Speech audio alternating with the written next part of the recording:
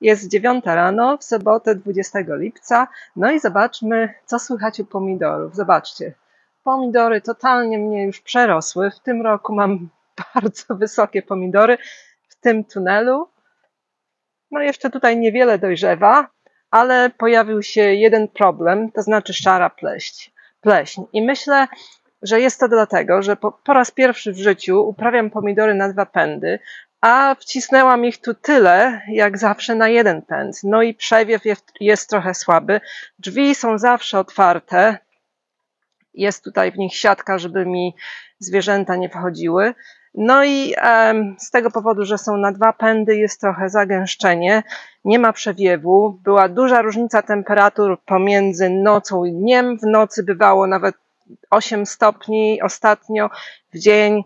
No, teraz się zrobiło gorąco, wczoraj było 29-30, w tunelu było 46 prawie, w nocy było prawie 12, także nie ma nawet 15 stopni w nocy, kondensacja jest na liściach, nie ma przewiewu, także to jest dla mnie lekcja, a może także dla niektórych z Was, że jeżeli chcemy uprawiać na 2 pędy, mamy 2 razy tyle liści i nie będzie takiej dobrej wentylacji. Także pousuwałam trochę liści, zrobiłam troszkę większy przewiew i zobaczymy, czy jeszcze jakieś pomidory mi spleśnieją.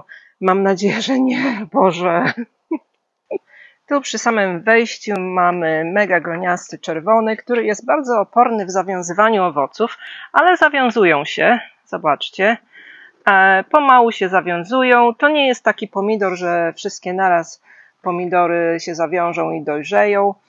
Pierwszy raz go mam. Tu jest drugie grono. Tutaj zaczyna z trzecim. Pewnie w którymś momencie za tym trzecim gronem go zakończę, bo to jest stanowczo ogromna ilość pomidorków.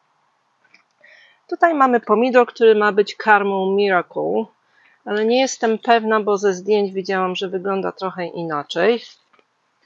Tutaj z tyłu mamy Atomic Sunset. Wszystkie jeszcze są zielone. Tutaj mamy serce antyczne, włoska odmiana Cuore Antico di Acquiterme. I zobaczcie, piękne grono, 4 wielkie pomidory. Tutaj następne się wiążą, a tu obok niego mamy Sun Cherry Premium. Tam widzę już 2 czerwone pomidorki z tyłu zawiązane. I zaraz zrobimy degustację tego pomidorka. To jest mieszaniec. Mam 3 tylko mieszańce na 70 kilka odmian pomidorów, także to nie jest duża ilość. One były na wyprzedaży po 80p i do tego sobie zakupiłam. Tutaj pomidorki, no może jeszcze nie całkiem dojrzałe, a może takie pomarańczowe na razie. Zrobimy degustację wstępną.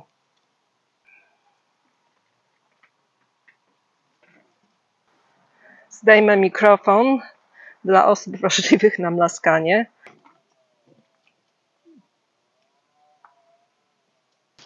Chyba za wcześnie go zrywałam, bo taki nijaki, niczego sobie. Dobra, idziemy dalej. Tutaj widzicie kozulę 179, czyli żółtą zebrę, a tam z tyłu jest malachitowa szkatułka. Malachitową szkatułkę musimy sprawdzać, bo ona koloru raczej nie zmieni za bardzo i musimy patrzeć, czy jest miękka. Na razie bardzo twarda. A tu jest pomidorek Lufish Wise, czyli taki średniej wielkości, dwukolorowy multiflora. Nie zawiązał wiele tych pomidorów, ale te widzę, że się pomału zawiązują.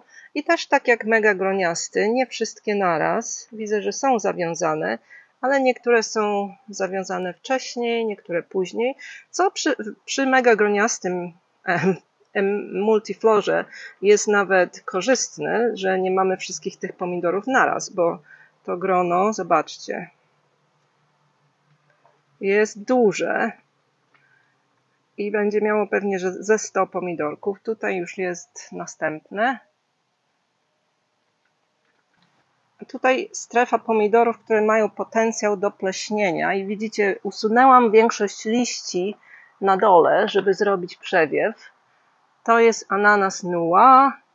Tutaj mamy Virginia Sweets. Tutaj w głębi mamy Mazzarini. Mazzarini jest ogromny. Tutaj mamy Beauty King. Piękny pomidorek. Tutaj Costoluto di Parma dopiero rośnie. Tutaj mamy pomidorek Delicious, ale jest zaplątany z papryką. Ciężko jest pokazać. Mam nadzieję, że nie spleśnieje, bo widzicie, jak je dotykam raz o 9 rano, to one są wilgotne. A tu ziemia jest sucha, podlewanie nie jest po ziemi, tylko do tych moich doniczek wkopanych w ziemię, ale ciągle te pomidory są wilgotne, co wskazuje na to, że jest kondensacja.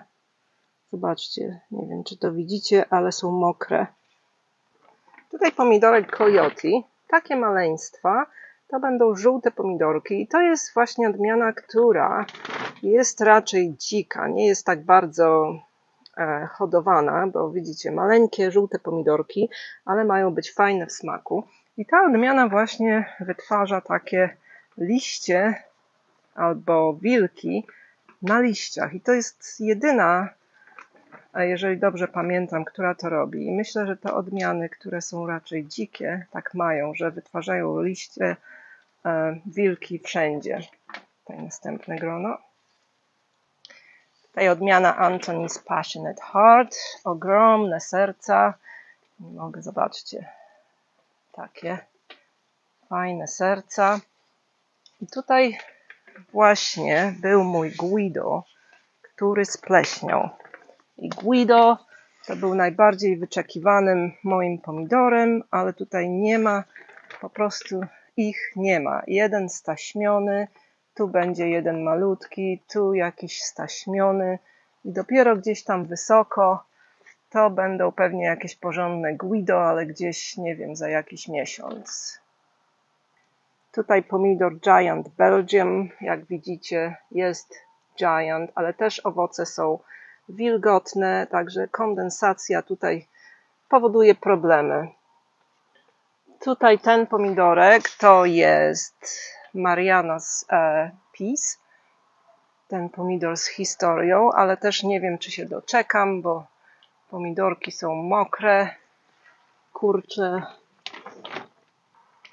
Tutaj mamy Sekret Babci, bardzo fajne pomidorki, ale też są wilgotne i bardzo, bardzo mnie to martwi właśnie, bo one są tak blisko siebie i pewnie ten pod spodem zacznie pleśnieć, bo w ogóle nie ma przewiewu. Tutaj pomidorek Summer of Love, czyli lato miłości, będzie pasiasty. A tutaj następny Grandma's Secret, następny się wiążą trochę wyżej i te wyżej mają więcej przewiewu i też są wilgotne. Zobaczcie, kropelki takiej rosy. Nie wiem, czy widać. Jeden z najbardziej wyczekiwanych przeze mnie pomidorów, Captain Lucky, czyli kapitan szczęściarz. Tutaj małe takie na dole. Tutaj takie. No, może wam pokażę trochę dojrzalszych pomidorów w tym drugim tunelu.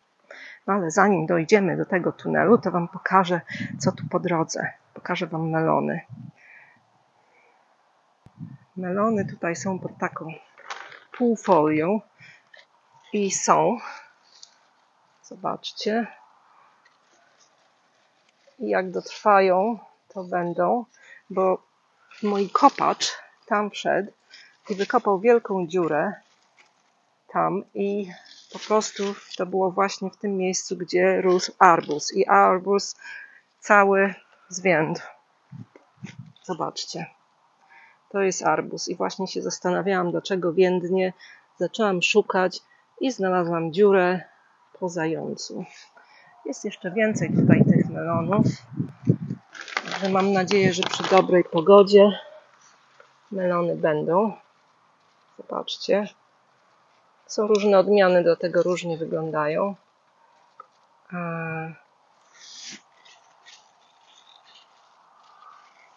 No dobra, idziemy dalej.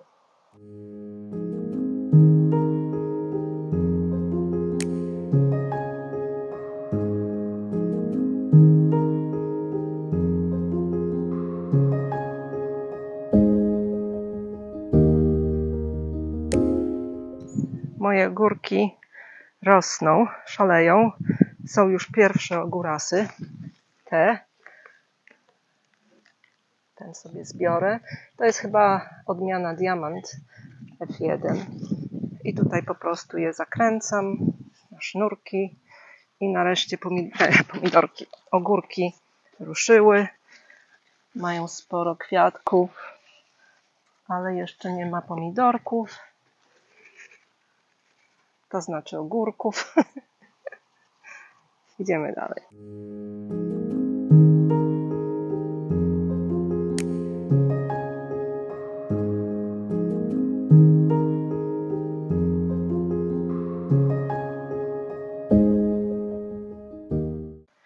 Jeśli chodzi o suchą zgniliznę wierzchołkową na tym pomidorze, to inne pomidorki jej nie mają, tylko te, co miały ją wcześniej. Zjadłam jednego takiego ze suchą zgnilizną, oczywiście to zostawiłam, był super słodki, ale te, widzicie, opryskałam. Te nowe, zawiązane pomidorki nie mają suchej zgnilizny. O, ten ma. Zróbmy próbę smaku. To jest Marina Sprays. Nie jest jeszcze całkiem dojrzały, ale spróbuję. Zdejmę mikrofon. Nie był tak słodki jak ten pierwszy. No ale możemy sobie zrobić teraz porównanie Sungoldów. Sungold mieszaniec, którego mam od kilku lat, co roku. I mam takie odmiany Sungold Select 1 i 2 i Ambrosia Gold, które mają być porównywalne do Sungoldów, ale możemy z nich zachować nasiona. Już wiemy z poprzednich porównań, że Sungold Select 2 ma twardą skórkę i jest taki mączysty w środku, to wiemy. Wiemy, że Sungold mieszaniec jest bardzo pyszny, bardzo słodki. No ale Sungold Select 1. Jak smakuje Sungold Select 1?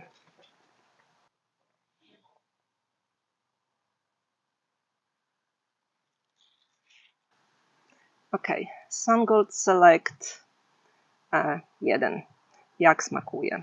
Mikrofon.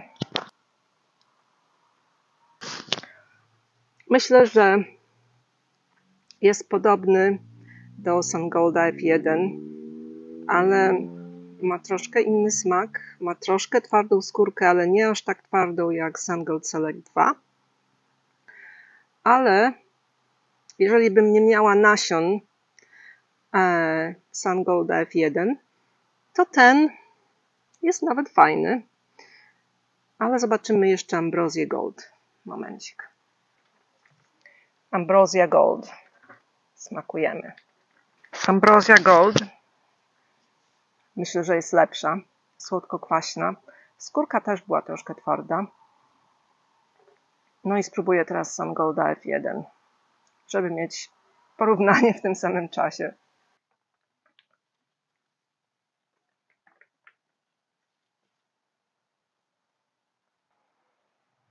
Sungold F1. Muszę powiedzieć, że w tym momencie są bardzo porównywalne, ale Ambrosia Gold była nawet lepsza niż Sungold F1. No ale może musimy poczekać, aż dojrzeją. Jestem zagmatwana w tym roku.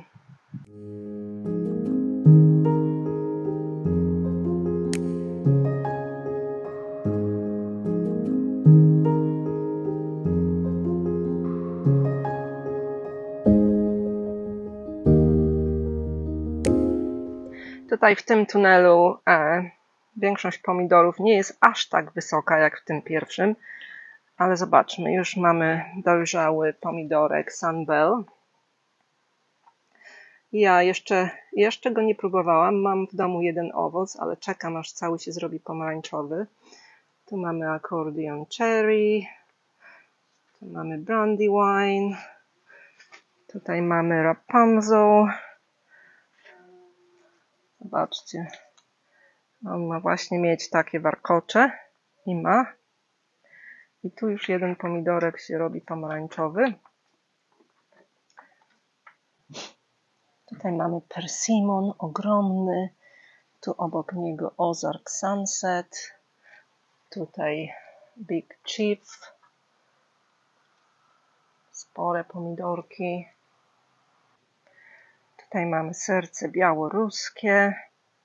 Tu za nim serce węgierskie. A tutaj medowy i ten medowy jeden miał spleśniały. Największy, najfajniejszy, czyli straciłam jeden pomidor. Tutaj był. Tutaj pomidor, który się nazywa Slankards. Chorowita roślinka od początku, ale wyprodukowała takie wielkie owoce. I tutaj wiszą ich 4. I tutaj jest następny wielki. Zobaczcie, a tu obok niego Gurgles Weird Thing. Wiszą sobie piękne pomidorki. Już zaczynają troszkę się zapalać. I tutaj właśnie pomidory są suche. Nie tak jak w tamtym tunelu, że mają takie wilgotne. Tutaj są suche. Ten tunel w ogóle jest suchszy. Tutaj pomidorek z tupice, którego zaczyna brać choroba na liściach. I jeżeli się będzie rozprzestrzeniać, ten liść oczywiście obetnę, to go wywalę, bo nie jest warty ryzykowania innych pomidorów. A tam mamy pomidorek Lucky Tiger. Już też zaczyna się troszkę zapalać. Fajne grono. A tutaj papryki shishito. Może krótko pokażę Wam jeszcze papryki.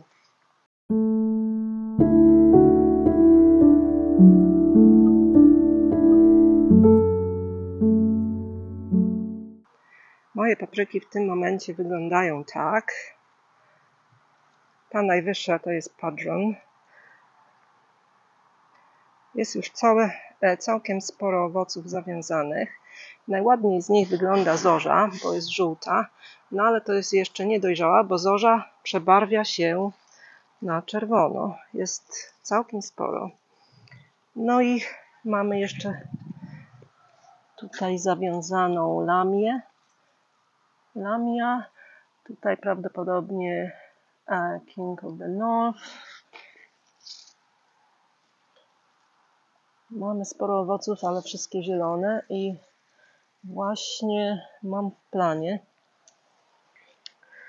żeby chyba troszkę obornika jej dodać, bo zobaczcie, takie żółte liście się zaczęły robić, jakaś choroba bierze i sporo jest papryczek. To jest akurat plombir, to jest odmiana z Łotwy. Ja to mam tendencję, jak kucam, to łamię łodygi papryk. Nie wiem, jaka to jest odmiana. Tutaj natomiast mamy etiudę, czyli jest możliwe, że to jest etiuda. Tu mamy Wisconsin Lakes, które rośnie tak do góry. Tam mamy coś ciekawego. Zobaczcie, taka długa papryka. Co to jest? Ta papryka to jest prawdopodobnie Spiralus. To jest papryczka słodka. Nie mam w tym roku żadnych ostrych papryk. Ta nawet habanada jest papryką słodką. Mnóstwo kwiatków. Nie ma papryczek. Padron. Mnóstwo kwiatków. Nie widzę jeszcze.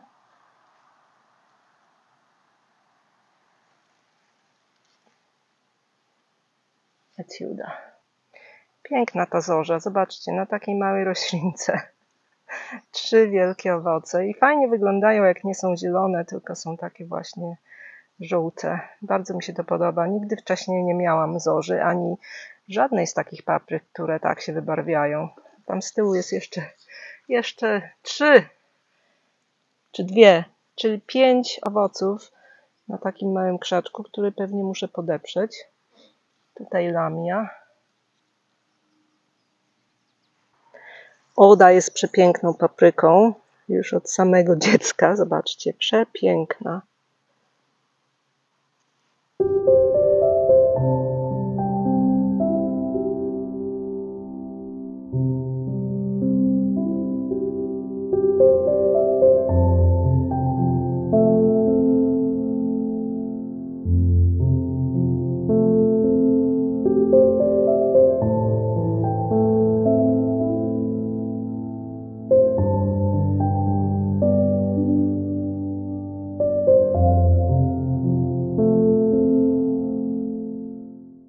Jesteśmy u mnie w ogródku, bo jest kilka tutaj pomidorów, które Wam chciałam pokazać, ale najpierw pokażę Wam marchewki.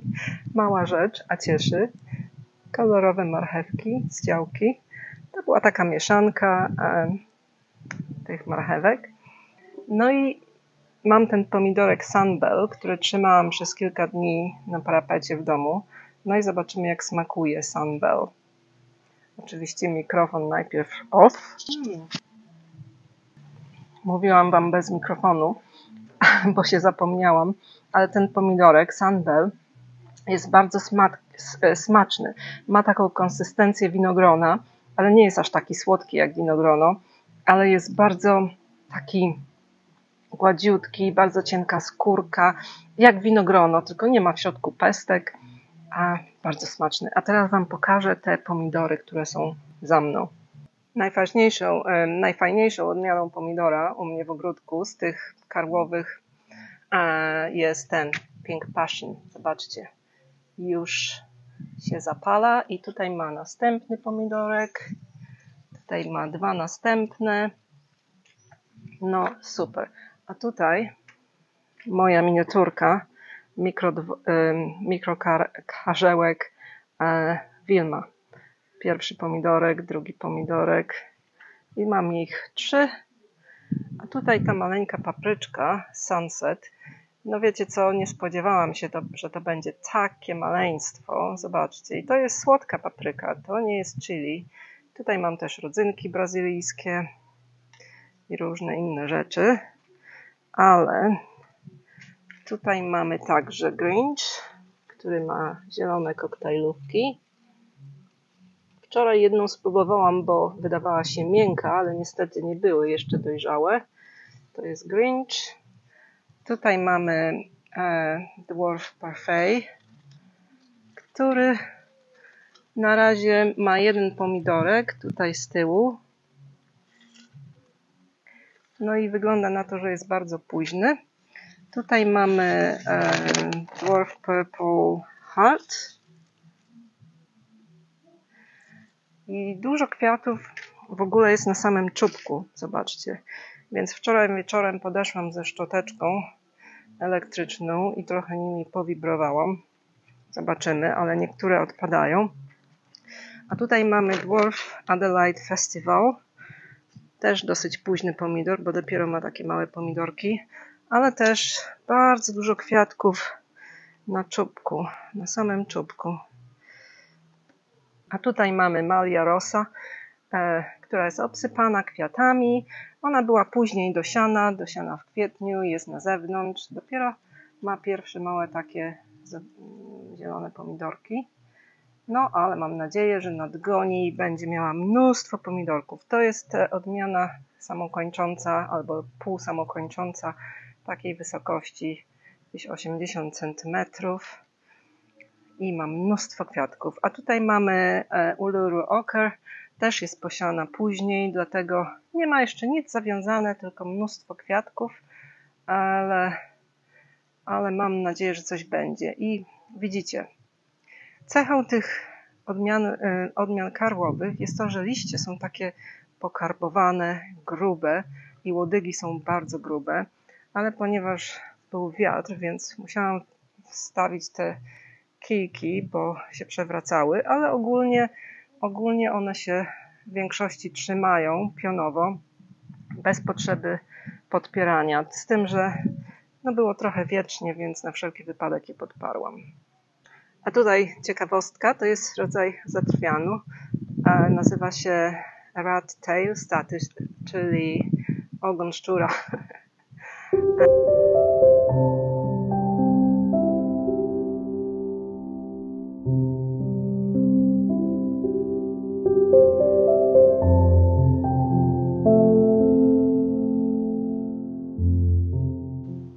Jeszcze ciągle muszę się uzbroić w cierpliwość, czekając na dojrzałe pomidory, tak jak na przykład ten. Pewnie mu to zajmie wieki, żeby dojrzeć. Ale u mnie zawsze pomidory były głównie pod koniec sierpnia, we wrześniu miałam największy wysyp.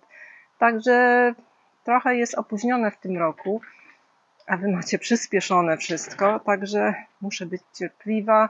Na pewno zrobię degustację wszystkich odmian, zrobię fotografię wszystkich odmian na fajnym tle, żeby było jako taki odnośnik dla wszystkich osób, które chcą uprawiać odmiany takie stare, z których można zachować nasiona. I naprawdę już moja cierpliwość jest bardzo wyczerpana. No, to na razie na tyle. Robi się gorąco. Cześć.